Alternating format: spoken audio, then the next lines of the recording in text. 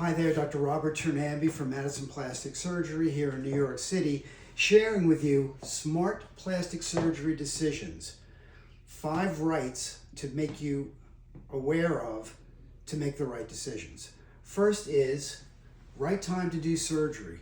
How many times I get asked the question, doctor, am I too old for a facelift? Or is my son too young to have a gynecomastia surgery?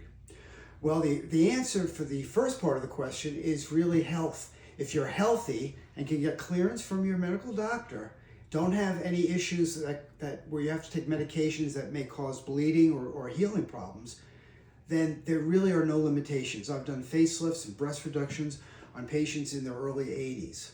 As far as young adults and children, you have to wait until they're pretty much fully grown. So for girls, for a rhinoplasty or breast reduction, 16 or 17, and for boys, for rhinoplasty or gynecomastia, 17 or 18, depending on each individual.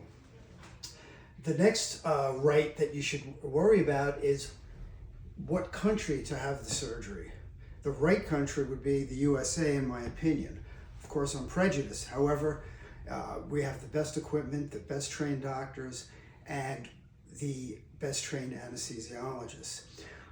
Unfortunately, I've seen a lot of patients with horrible complications coming from patients that went abroad, usually to third world countries where the equipment is not as good, the infection rate is higher, and these complications are difficult to correct. The reason it's a lot cheaper at these other countries is because labor is cheap because they're third world countries, and sometimes that can really be an issue. The next right would be the right location for surgery.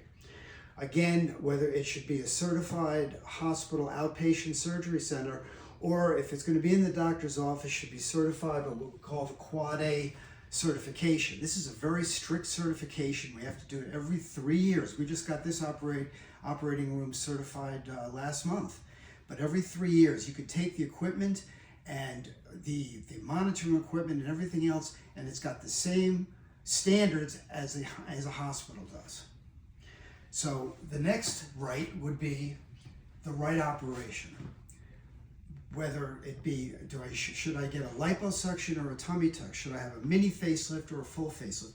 These are all important questions to ask, and your doctor should discuss each of the options for you. Many times someone comes in saying, gee, I just want liposuction, but if they've had children or weight loss, a tummy tuck is going to give them a lot better result. Finally, the last right is what the right surgeon to choose.